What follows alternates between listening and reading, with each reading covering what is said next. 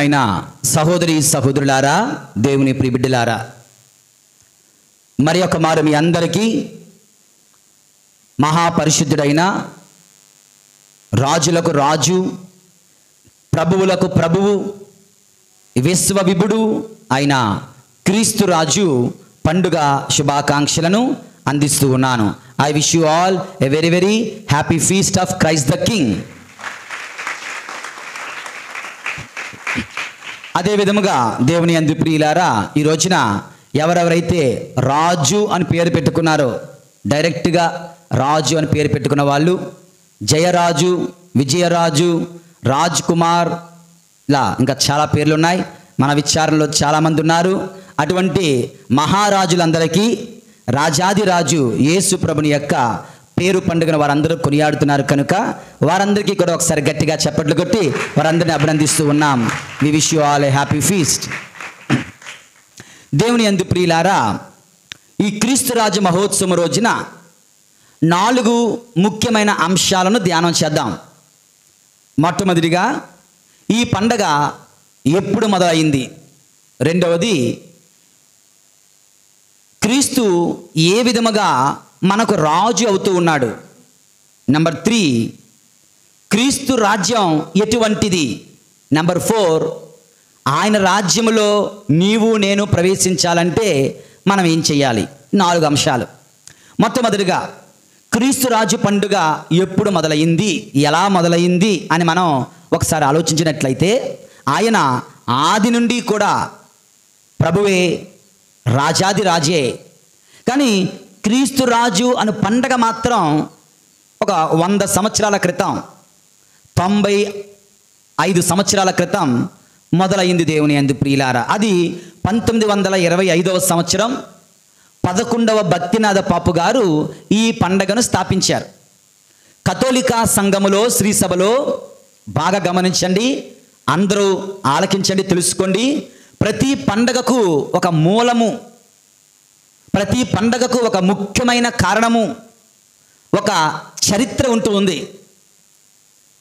ఈ యొక్క పండగకు ఉన్నటువంటి మూలము, ముఖ్య కారణము, ముఖ్య ఉద్దేశము, చరిత్ర ఏమిటంటే, ప్రపంచమంతా అల్లకల్లోలం అవుతున్నటువంటి రోజులు 1914 నుంచి 1918 వరకు ఏం జరిగింది? ఆ రోజుల్లో మొదటి ప్రపంచ యుద్ధం. దేవుని యందు ప్రియులారా, దేశాలన్నీ కూడా గ్రూపులుగా విడిపోయి ఒకరి మీదకి ఒకరు కత్తి, బాంబులు, మారణకాండ, హింసాకాండను ప్రయోగించుకుంటూ ఉన్నారు. ప్రతి ఒక్కరూ కూడా అజమాయిషీ కొరకు, డామినెన్స్ అండ్ ప్రామినెన్స్, మేము గొప్ప అంటే మేము గొప్ప అని, మేము ముఖ్యము అంటే మేము ముఖ్యము అంటూ ఒకరినొకరు దేవుని యందు ప్రియులారా చంపుకోవడానికి కత్తులెత్తుతున్నటువంటి రోజుల్లో, వారు వారి యొక్క యుద్ధ సామాగ్రిని చూసి గర్వపడుతున్న రోజుల్లో, ఏమైనా చేయగలం, ఎవరైనా నాశనం చేయగలం అని విర్రవీగుతున్న రోజులలో పరిశుద్ధ పాపు గారు ఆలోచనలో పడ్డారు. రాజులు ఇలా ఉంటారా, అసలైన రాజు ఎలా ఉండాలి అని ఆలోచనలో పడ్డారు. అదే సమయంలో ఇటలీ దేశంలో ఫ్యాసిస్ట్ డిక్టేటర్ అయినటువంటి ముస్సోలిని బయలుదేరాడు. హింసాకాండను లేవనెత్తుతున్నాడు, ప్రజలను రెచ్చగొడుతూ ఉన్నాడు. ఇటువంటి సమయంలో అధిపతి ఎలాగుండాలి, రాజ్యానికి ఒక అధిపతి, ఒక రాజు ఎలాగ ఉండాలో అని నేర్పిస్తూ క్రీస్తు రాజు పండగను స్థాపించారు.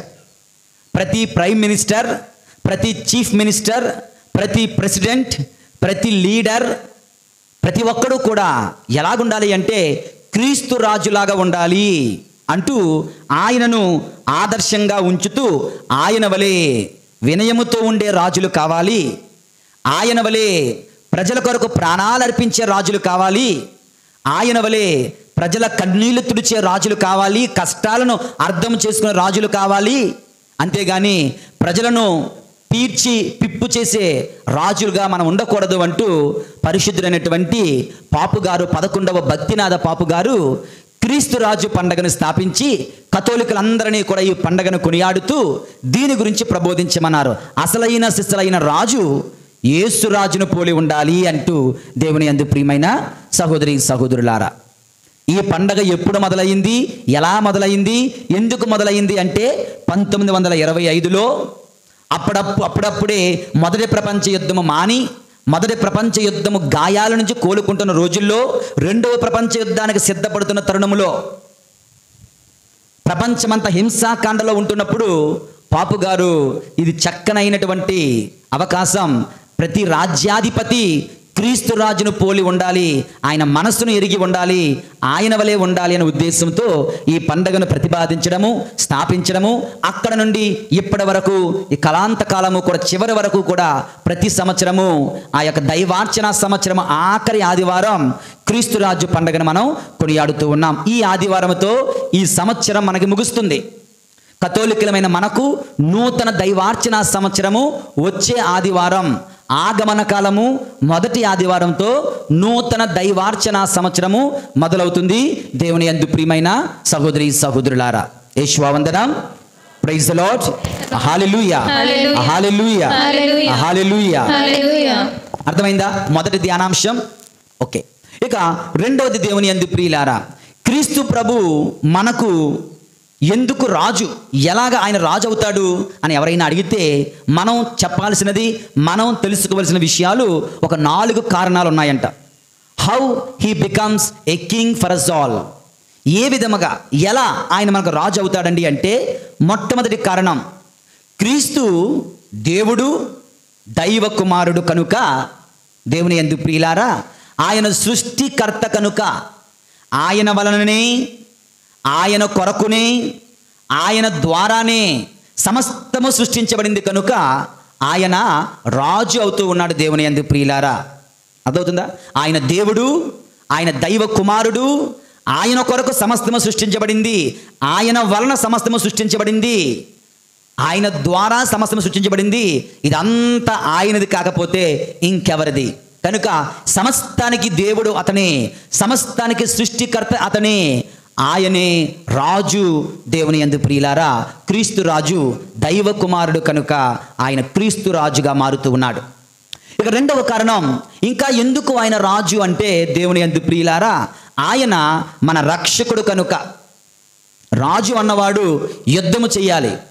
ఆయన సాతానుతో యుద్ధము చేశాడు, మరణముతో యుద్ధము చేశాడు, పాపముతో లోకాశలతో యుద్ధము చేశాడు, సిలువనే ఆయుధముగా చేతబట్టి ఆయన యుద్ధము చేశాడు. దేవుని యందు ప్రియులారా, ఆ యుద్ధములో తన ప్రాణాలు ఒడ్డి, తన ప్రాణాలను పణంగా పెట్టి, తన రక్తాన్ని చిందించి శత్రువు నుండి మనల్ని కొనుక్కున్నాడు.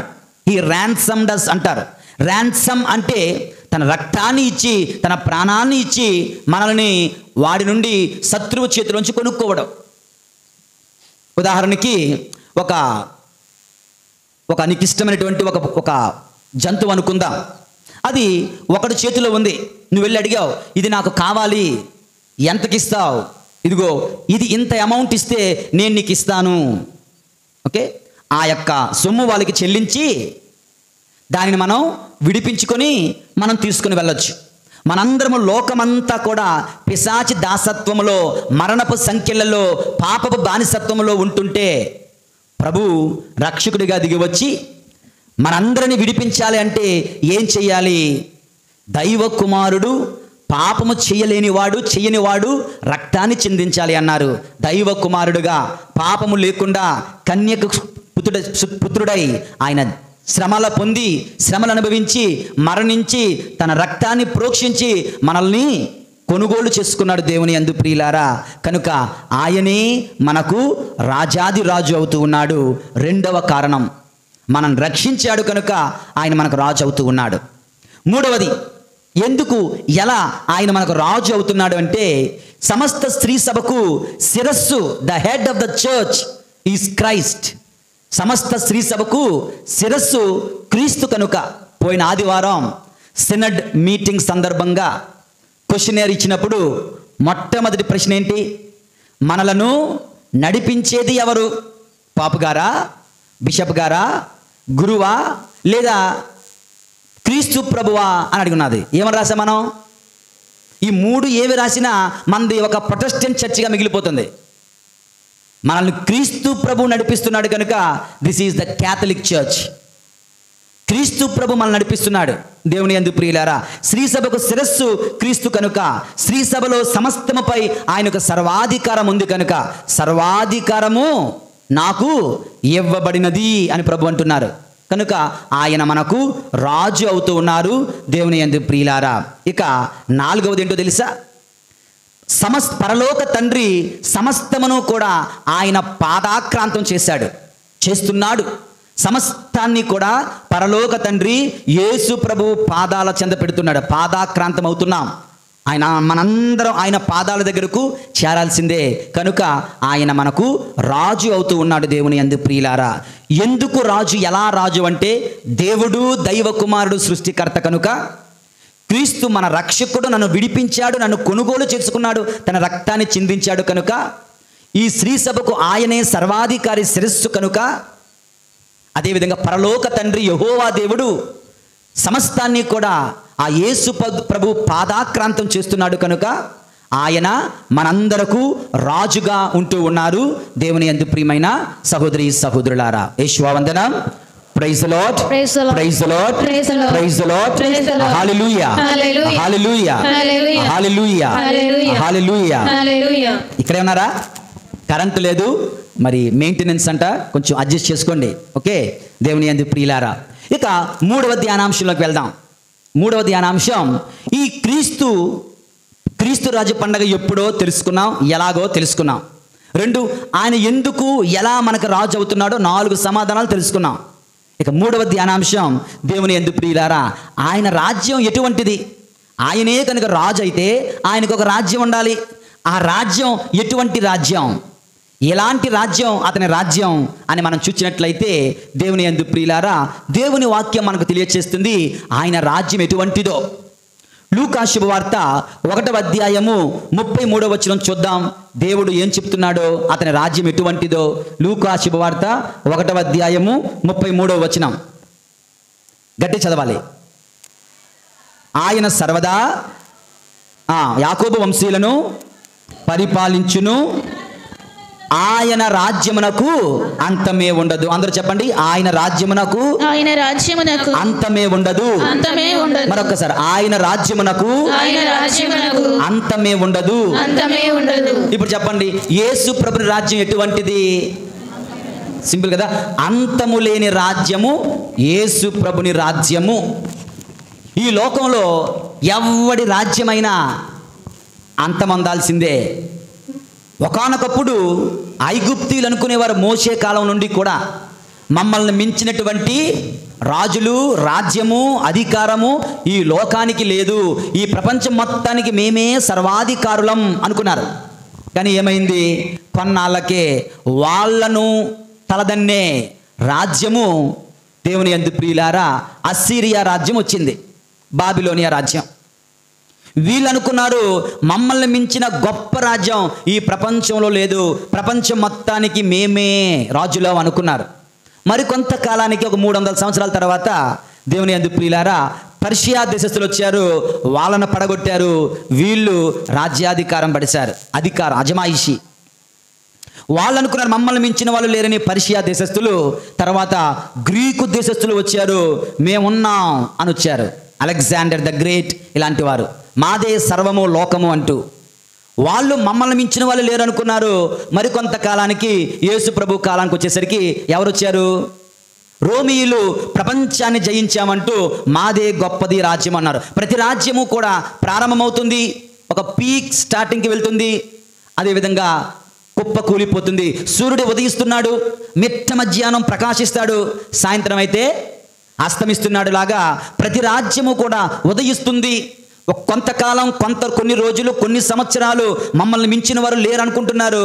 మరి కొంతకాలానికి కనుమరుగైపోతున్నారు, అస్తమిస్తున్నారు. దేవుని యందు ప్రియులారా, గ్రీకులు వచ్చారు, వాళ్ళ పని అయిపోయింది. రోమీలు వచ్చారు, వాళ్ళ పని అయిపోయింది. మన దేశం, మన యొక్క 19వ శతాబ్దం 18వ శతాబ్దంకి వచ్చినట్లయితే, ఇక చూసినట్లయితే మనకి ఫ్రెంచ్ దేశస్తులు ప్రపంచం మొత్తం మీద కాలనీస్, భారతదేశం వాళ్ళ కాలనీ, లేదంటే మరొక కాలనీలుగా చేసుకొని అందులో ఉన్న ఆస్తిపాత్రలను గ్రహిస్తూ ఉండేవారు. వాళ్ళ తర్వాత ఫ్రెంచ్ వాళ్ళు వచ్చారు, తర్వాత పోర్చుగీస్ వాళ్ళు వచ్చారు. మరి కొంతకాలానికి ఎవరు వచ్చారు? బ్రిటిష్ వాళ్ళు వచ్చారు. బ్రిటిష్ వాళ్ళు ఏమంటారు, రవి హస్తమించని సామ్రాజ్యం అని వాళ్ళు పేరు పెట్టుకున్నారు. రవి హస్తమించిన సామ్రాజ్యం అంటే సూర్యుడు హస్తమించడంట. అదేవిధంగా వాళ్ళ రాజ్యానికి ఇంకా తిరుగులేదండి. ఈరోజు ఎక్కడున్నారు వాళ్ళు? అదే బ్రిటిష్ రాజ్యానికి భారతదేశం నుంచి వెళ్ళిన వాడు ప్రెసిడెంట్ అయ్యాడు. ఇప్పుడు బ్రిటిష్ రాజ్యంలో ఉన్న ప్రెసిడెంట్ భారతదేశం వాడట. దేవుని యందు ప్రియమైన సహోదరి సహోదరులారా, అది కూడా అంతమైపోయింది. ఏ రాజ్యమైనా కొద్ది కాలం మాత్రమే సర్వదా పరిపాలన చేసే రాజ్యము క్రీస్తు రాజ్యము, అంతము లేని రాజ్యము. అదే ఈ శ్రీ సభ దేవుని యందు ప్రియులారా, అదే ఈ కథోలిక సభ దేవుని యందు ప్రియులారా. ఇదే ఆ దేవుని రాజ్యము. ఇదిగో ప్రభువు వస్తూ రాగని అంటున్నారు, పరలోక రాజ్యము సమీపించినది. The kingdom of God is at hand. పరలోక రాజ్యము సమీపించినది. హృదయ పరివర్తన చెందండి, స్వార్థను విశ్వసించండి. ప్రభు, ఆ పరలోక రాజ్యం ఎక్కడుంది అంటే, ఎక్కడైతే నీతి న్యాయము ఉంటుందో అక్కడే పరలోక రాజ్యం. ఎక్కడైతే ప్రభు ఉంటారో అదే ప్రభుని రాజ్యము. దేవుని యందు ప్రియులారా, క్రీస్తు రాజ్యము అంతము లేని రాజ్యము. చెప్పండి అందరూ కొంచెం గట్టిగా చెప్పండి. క్రీస్తు రాజ్యము అంతము లేని రాజ్యము. మరి ఇటువంటి రాజ్యములో నీవు నేను భాగస్థులం కావాలి. అంతముందే రాజ్యంలో కోసం, పార్టీల కోసం, పార్టీ మెంబర్షిప్ల కోసం, వీటి కోసం వాటి కోసం మనం కొట్టుకునే బదులు మనము దేవుని యందు ప్రియులారా అంతము లేని దేవుని రాజ్యములో జీవింప ప్రయాసపడాలి, ఆశపడాలి దేవుని యందు ప్రియులారా. ఇక రెండవది, యేసు ప్రభు రాజ్యం ఎటువంటిదండి అంటే, దేవుని యందు ప్రియులారా సత్యమునకు సాక్ష్యం ఇచ్చే రాజ్యం యేసు ప్రభు. ఈనాటి సువిశేషవాదం చూద్దాం. యోహాను శుభవార్త 18వ అధ్యాయము 36-37 వచనాలు ఈరోజు మనం చదువుకున్నాం. యోహాను శుభవార్త 18వ అధ్యాయము 36-37 వచనాలు. నా రాజ్యము ఈ లోక సంబంధమైనది కాదు. నా రాజ్యము ఈ లోకమునకు చెందినదైనచో నేను యూదుల చేతిలో చిక్కుకొనకుండా నా అనుచరులు నా పక్షమున పోరాడేవారు కదా. తర్వాత కానీ నా రాజ్యము ఈ లోక సంబంధమైనది కాదు అని యేసు సమాధానం ఇచ్చెను. అందుకు పిలాతు, నీవు రాజువా అని ప్రశ్నిస్తే ప్రభు ఏమంటున్నారు? నేను రాజునని నీవే చెప్పుచున్నావు. నేను సత్యమునకు సాక్ష్యమిచ్చుటకు జన్మించితిని. అందుకోసమే ఈ లోకానికి వచ్చాను. సత్య సంబంధులందరూ ఎవరెవరైతే సత్యాన్ని ప్రేమిస్తారో, సత్యాన్ని అనుసరిస్తారో, సత్యముపై నిలబడతారో అటు సత్య సంబంధులందరూ నా మాటను ఆలకిస్తారు. దేవుని యందు ప్రియులారా, సత్యమునకు సాక్ష్యమిచ్చు రాజ్యం క్రీస్తు రాజ్యం. అంతము లేని రాజ్యం క్రీస్తు రాజ్యము. సత్యమునకు సాక్ష్యమిచ్చే రాజ్యం క్రీస్తు రాజ్యం. ఎక్కడైతే అబద్ధాలు ఉంటాయో, ఎక్కడైతే మోసాలు ఉంటాయో, ఎక్కడైతే విమర్శలు ఉంటాయో, ఎక్కడైతే దూషణలు ఉంటాయో, ఎక్కడైతే ఒకరినొకరు క్రిందకి లాక్కోవడానికి చూస్తుంటారో అది క్రీస్తు రాజ్యం కాదు, అది పిశాచి రాజ్యం. అది పిశాచి రాజ్యం.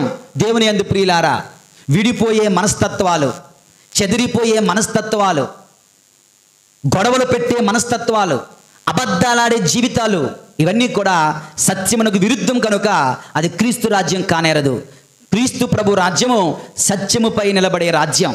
నీవు ఆ ప్రభుని రాజ్యములో ఉండాలనుకుంటే సత్యమూర్తివై నువ్వు ఉండాలి, సత్యమును పాటించే వ్యక్తివై నువ్వు ఉండాలి, సత్యమును ప్రేమించే వ్యక్తివై నువ్వు ఉండాలి. దేవుని యందు ప్రియులారా, చరిత్రలో ఒక గొప్ప సంఘటన మీతో పంచుకోవాలి. ఇంగ్లాండ్ దేశానికి ఒక రాజు ఉంటుండేవాడు.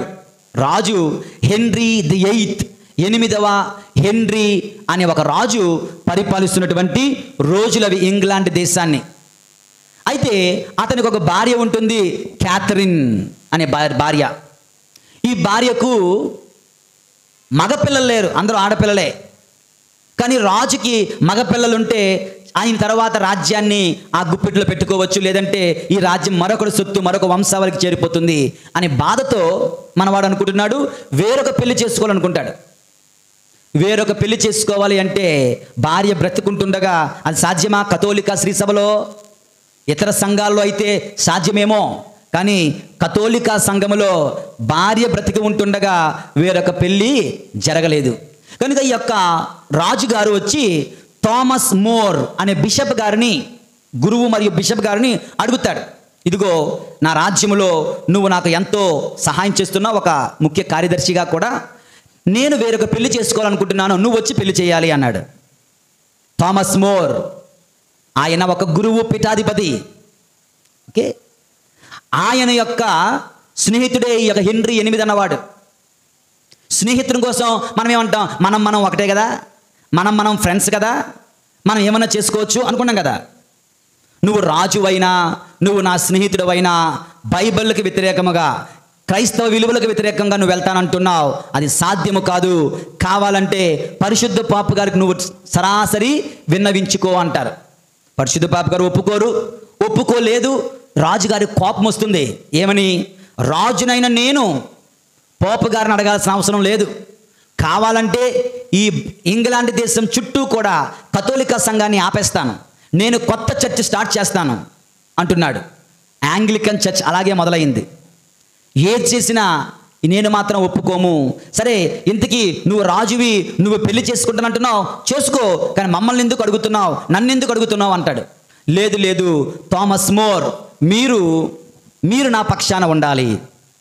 పాపు గారినే లెక్క చేయలేనప్పుడు నేనెందుకు నీ పక్షాన ఉండాల్సిన అవసరం ఏమిటి అంటే, ఆయన అంటాడు, రాజు అంటాడు, ఇదిగో నా చుట్టూ ఉన్న వాళ్ళు నాకు భయపడి నాతో మాట్లాడతారు, కానీ నువ్వు దేవునికి మాత్రమే భయపడతావు, నాకు భయపడవు.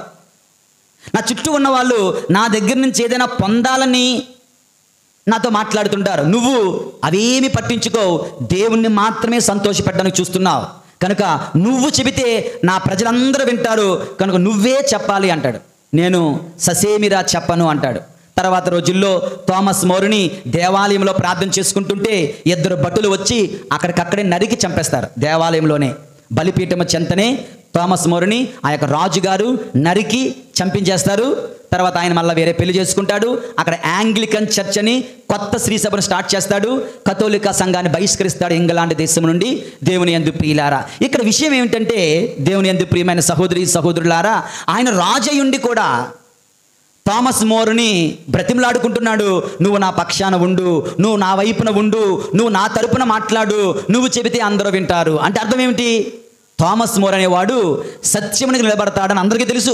రాజు సైతం ఒప్పుకుంటున్నాడు. ఆయన రాజు అయినా నిజానికి సత్యమును ప్రేమిస్తున్న థామస్ మోర్ అనే బిషప్ గారే నిజమైన రాజుగా, నిజమైన రాజ్యంలో ఉన్న వ్యక్తిగా జీవించాడు. దేవుని యందు ప్రియులారా, సత్యమును ప్రేమించే వారికి విలువ ఎక్కువ ఉంటుంది. సత్యమును మాట్లాడేవాడికి విలువ ఎక్కువగా ఉంటుంది. క్రీస్తు రాజ్యం సత్యమునకు సాక్ష్యం ఇచ్చే రాజ్యము కనుక నీవు నేను కూడా ఆ విధముగా సత్యమును ప్రేమించే బిడ్డలం మనం కావాలి. దేవుని యందు ప్రియమైన సహోదరులారా, ఇక 3వది, క్రీస్తు రాజ్యం అంతము లేని రాజ్యము, సత్యమునకు సాక్ష్యం ఇచ్చే రాజ్యము. 3వది, సేవ చేయు రాజ్యం, క్రీస్తు రాజ్యం, యేసు రాజ్యం. దేవుని యందు ప్రియులారా, యోహాను శుభవార్త, బైబిల్ గ్రంథం తెరవండి. యోహాను శుభవార్త 13వ అధ్యాయము 4-5 వచనాలు చదువుదాం. ఎవరైనా మరొక వ్యక్తి 13-14 వచనాలు చదవచ్చు. యోహాను శుభవార్త 13వ అధ్యాయం 4-5 వచనాలు. పిమ్మట తన పై వస్త్రమును తీసివేసి, పిమ్మట యేసు ప్రభు తన పై వస్త్రమును తీసివేసి నడుమునకు తుండుగుడ్డ కట్టుకొని ఒక పల్లెములో నీరు పోసి, నీళ్లు పోసుకొని తన శిష్యుల పాదములు కడిగితూ నడుమునకు కట్టుకొనిన తుండుగుడ్డతో తుడవన ఆరంభించెను. తుండుగుడ్డతో తుడుస్తూ ఉన్నాడంటే దేవుని యందు ప్రియులారా. ఓకే, అందరూ వింటున్నారా? నడుమునకు తుండుగుడ్డ కట్టుకోవడం ఎందుకు అంటే, ఆ రోజుల్లో బానిసలు ఆ పని చేసేవాళ్ళు. యజమాని బయటకు వెళ్ళి పొలానికి వెళ్ళి వస్తే ఇంటిలో ఉన్నటువంటి బానిస యజమాని వస్తూ ఉన్నాడని చూడగానే పరుగున వెళ్ళి ఒక తుండుగుడ్డ నడుమును కట్టుకొని నీళ్లు పట్టుకుని రెడీగా ఉండాలి. యజమాని రాగానే ఆయన చెప్పులు అతనే విప్పాలి, అతనే నీళ్లు పొయ్యాలి, అతనే కాళ్ళు కడగాలి, అతనే దాన్ని తుడవాలి. ఆ తర్వాత యజమాని ఇంటిలోనికి వెళ్తాడు. ఇది ఒక బానిస, ఒక సేవకుడు యజమానికి చేసే సేవ.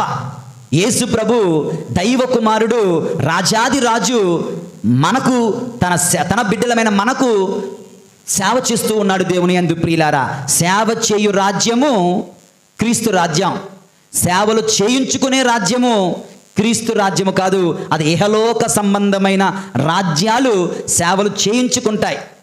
పరలోక సంబంధమైన క్రీస్తుకు చెందినటువంటి రాజ్యము సేవ చేస్తే రాజ్యము. దేవుని యందు ప్రియులారా, యోహాను శుభవార్త 13 నుంచి 14 చదవండి.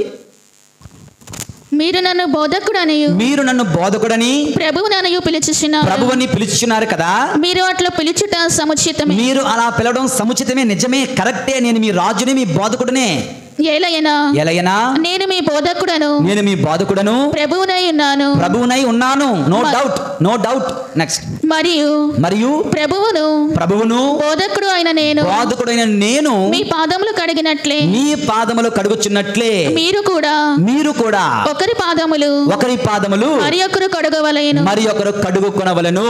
దేవుని యందు ప్రియమైన సహోదరి సహోదరులారా, సేవ చేసే రాజ్యం, ఒకరికొకరు సేవలు చేసే రాజ్యం, సేవలు చేయించుకునే రాజ్యం క్రీస్తు రాజ్యము కాదంటే దేవుని యందు ప్రియులారా. మదర్ తెరీసా జీవితంలో జరిగిన ఒక సంఘటన. ఒక రోజున ఒక చిన్నమ్మగారు, మదర్ తెరీసా సంస్థలో ఒక చిన్నమ్మగారు ఒక రోగి యొక్క మ్యాగట్స్ అంటే ఏంటో తెలుసా? ఇంటర్నెట్లో కొట్టి చూడండి, MAGGOTS, పురుగులు. చేతుల్లో, కాళ్ళల్లో, నోటుల్లో, చెవుల్లో పురుగులు పట్టేస్తాయి కొంతమందికి. ఆవిడ ఒక చిన్నమ్మగారు వాటిని పట్టుకోవడానికి ఇష్టపడక ఒక ట్వీజర్ అంటే ఇలా ఉంటుంది అన్నమాట. డాక్టర్ల దగ్గర ఉంటుంది, 2 పుల్లలాగా ఉంటుంది, ఓకే, కటింగ్ ప్లేయర్ లాగా. దానితో ఒక్కొక్క పురుగును తీస్తూ ఉంది అతని కాళ్ళలో నుంచి. అది నేను మ్యాగట్స్ని ఇంటర్నెట్లో కొట్టితే ఫోటోలు వచ్చాయి. ఫోటోలు చూస్తేనే వాంతి వచ్చేసింది. ఫోటోలు చూస్తేనే వాంతి వచ్చినట్టున్నది. అలాంటిది ఆ యొక్క పురుగులు మనిషి శరీరం నుంచి తీస్తుంటే మదర్ తెరీసా చూసి ఆ చిన్నమ్మ గారితో అంటున్నారు, నీకు అర్థం కావటం లేదు. ఏమంటే తెలుసా? నీకు ఇది అర్థం, you do not really understand what this is. ఇదేంటో తెలుసా? నా క్రీస్తు భగవానుడి కాలు అని చెప్పి ఆమెను పక్కన పెట్టి ఆమె మదర్ తెరీసా అక్కడ కూర్చొని ఆ యొక్క కాలును దైవ ప్రసాదితంగా స్వీకరిస్తూ తన ఒళ్ళో పెట్టుకొని, ఇది యేసు ప్రభువు కాలు, రోగి కాలు కాదు అంటూ ఆ ఒక్కొక్క పురుగుని చేత్తోనే తీస్తా ఉన్నారట ఆవిడ. సేవ చేసే రాజ్యం క్రీస్తు రాజ్యం ఇలా ఉంటుంది. దేవుని యందు ప్రియనైన సహోదరి సహోదరులారా, జోసెఫ్ డామియన్ అనే గురువు 1840లో పుట్టాడు, 1889లో చచ్చిపోయాడు. ఎన్ని సంవత్సరాలు? జస్ట్ 49 years, 49 సంవత్సరాలు మాత్రమే. ఎందుకు చనిపోయాడో తెలుసా? ఎలా చనిపోయాడో తెలుసా? ఆ రాజ్యంలో కుష్ఠరోగులు ఎక్కువైపోతున్నారు. రాజుగారు ఏం చేశారంటే, కుష్ఠరోగము అంటు రోగం కనుక కుష్ఠము వచ్చిన వాళ్ళందరినీ కూడా పడవలో తీసుకుని వెళ్ళి మొలోకి అనే ఒకనొక దీవి, అంటే చుట్టూ నీరే, సముద్రమే, బైక్ రావడానికి వీలు ఉండదు, కానీ అక్కడ దీవిలో పడేసి వచ్చేస్తూ ఉండేవారు. రోగులందరినీ కూడా, కుష్ఠరోగులందరినీ కూడా ఇంకా అక్కడే బతకాలి, ఇంకా అక్కడే చావాలి. అయితే వాళ్ళకు సేవ చేయడానికి ఎవరైనా గురువు వెళ్తే బాగున్ను అనేసరికి ఇతను నేను వెళ్ళి వాళ్ళకి సేవలు చేస్తాను అన్నాడు.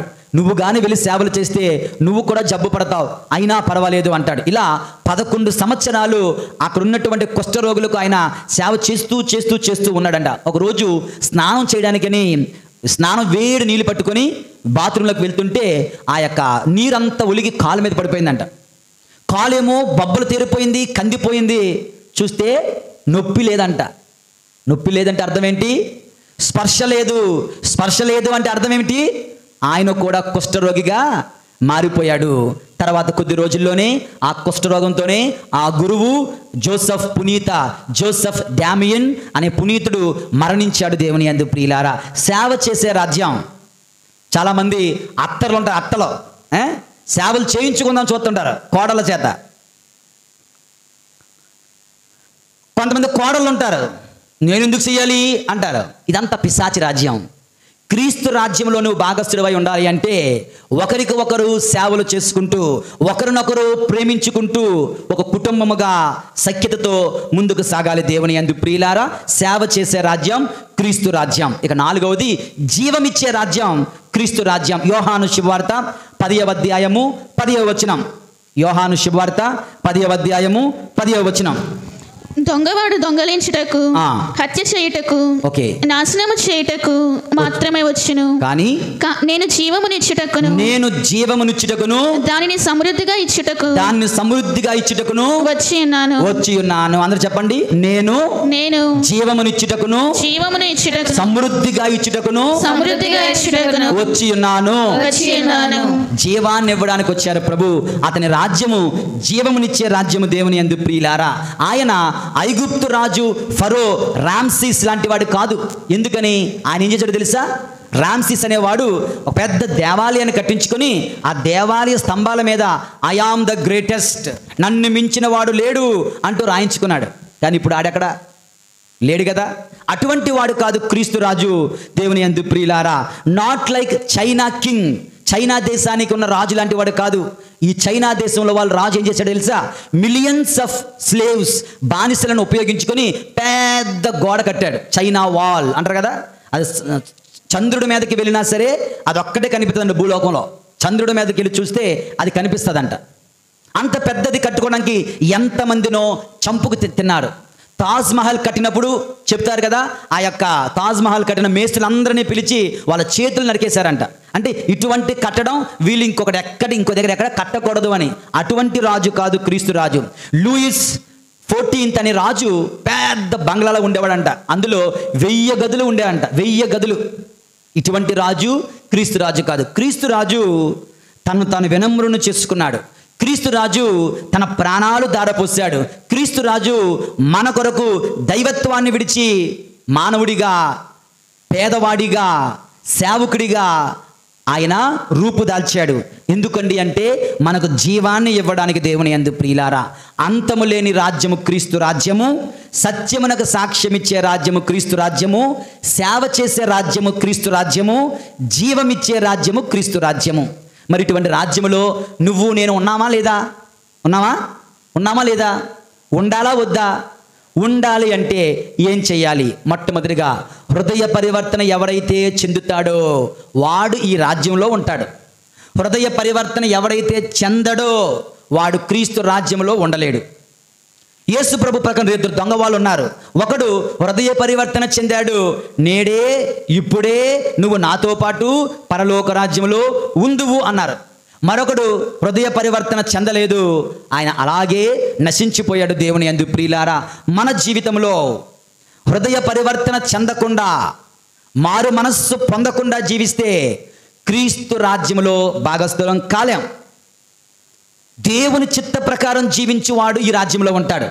ప్రభు ప్రభు ప్రభు ప్రభు అని పిలవడం కాదు, నా తండ్రి చిత్త ప్రకారము జీవించువాడే పరలోక రాజ్యానికి యోగ్యుడు అన్నట్లుగా ఎవరెవరైతే దేవుని యందు ప్రియులారా వినమ్రులై ఉంటారో, దేవుని చిత్తాన్ని నెరవేరుస్తారో, దేవుని మాట ప్రకారం మరియ తల్లి వలె జీవిస్తారో, దేవుని చిత్తాన్ని అక్షరాల పాటిస్తారో వారు ఈ పరలోక రాజ్యము క్రీస్తు రాజ్యములో ప్రవేశించగలరు. ఇక ఆఖరిగా తోటి వారి మీద సహోదర ప్రేమ కలిగిన వాడు, ప్రేమ సేవ కలిగిన వాడే ఈ రాజ్యంలో ప్రవేశించగలడు. ప్రేమించలేని వాడు, సేవ చేయడానికి ఇష్టపడిన వాడు, తగ్గింపు జీవితం లేనివాడు క్రీస్తు రాజ్యంలో భాగస్థుడు కాలేడు. 3 విషయాలు. హృదయ పరివర్తన చెందినవాడు క్రీస్తు రాజ్యంలో ప్రవేశిస్తాడు. దేవుని చిత్త ప్రకారం జీవించువాడు క్రీస్తు రాజ్యంలో ప్రవేశిస్తాడు. ప్రేమ సేవ సోదర ప్రేమ కలిగిన వాడు క్రీస్తు రాజ్యంలో ప్రవేశిస్తాడు. ఈ రోజున మనందరం దేవుని యందు ప్రియులారా క్రీస్తును రాజుగా స్వీకరిస్తూ ఉండగా ఆయన వలె మనం జీవించడానికి సిద్ధపడాలి. ఒక రోజున అలెగ్జాండర్ ద గ్రేట్ యుద్ధానికి వెళ్తున్నాడంట. యుద్ధానికి వెళుతూ ఒక సైన్యాధిపతిని పిలిచి, ఒక సైనికుడిని పిలిచి, సైన్యాధిపతులు లేరయ్యా, ఈ 100 మందికి నువ్వే లీడర్వి, నువ్వు ముందుండి యుద్ధం నడిపించాలి అంటే మనవాడు వణికిపోతున్నాడు, భయపడిపోతున్నాడు.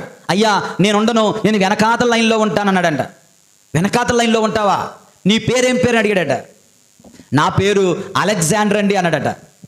ఈయన పేరు అలెగ్జాండరే, మహావీరుడు.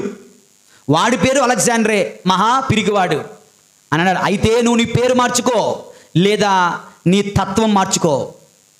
అయితే నీ పేరు మార్చుకో, నీ తత్వం మార్చుకో, నా పేరు పెట్టుకొని అంత పిరికివాడిగా ఉండకూడదు అంటాడు. దేవుని యందు ప్రియులారా, పేరుకు తగ్గట్టుగా జీవించాలి. అలెగ్జాండర్ ఎలాంటి వీరుడో అలెగ్జాండర్ అని పేరు ధరించిన సైనికుడు కూడా అలా వీరత్వం చూపించాలన్నది వాడి యొక్క ఉద్దేశం. మనందరం క్రీస్తు బిడ్డలం అంటున్నాం కదా, అయితే మనము క్రైస్తవులం కాదు అనాలి. లేదు నేను క్రైస్తవుడినే అంటే మన పాపపు జీవితం, దుర్మార్గపు జీవితం విడిచిపెట్టాలి అని ప్రభు. అయితే నువ్వు పేరు మార్చుకో, లేదా నీ బుద్ధి మార్చుకో. పేరు మార్చుకుంటే దేవుని యందు ప్రియులారా క్రైస్తవత్వాన్ని వదులుకుంటే అది మనకు రక్షణ కాదు. మన బుద్ధిని మార్చుకుందాం, మన పాపపు నైజాన్ని మార్చుకుందాం, ప్రభు రాజ్యంలో ప్రవేశింప యోగ్యంగా ఉందాం. మరి క్రీస్తు రాజ్య పండుగ రోజున అందరము కూడా ఒక చిన్న ప్రార్థన చేసుకోవాలి. ప్రతి ఒక్కరు మీ మనస్సులో, ప్రభువా, దేవా, నేను నిన్ను రాజుగా స్వీకరిస్తూ ఉన్నాను. ఎవరికి? నా విచారణకు రాజువు నీవే, నా కుటుంబానికి రాజువు నీవే, నా వ్యక్తిగత జీవితానికి రాజువు నీవే, నా ఆలోచనలకు, తలంపులకు, నా మాటలకు, నా క్రియలకు, నా అలవాట్లకు నీవే రాజువి. నా బలాలు, బలహీనతలు, నా పాపము, నా పుణ్యము, నా లాభము, నా నష్టము, నా ఆత్మ, నా శరీరము నీ రాజ్యాధికారానికి అప్పగిస్తున్నాను. నాకు రాజువై నన్ను పరిపాలించు, నన్ను నడిపించు అంటూ క్రీస్తు రాజుకు మన జీవితాలను సమర్పించుకుందాం. పరిశుద్ధుడైన దేవుడు మనల్ని దీవింతురుగాక. పితా, పుత్ర, పరిశుద్ధాత్మ నామమున.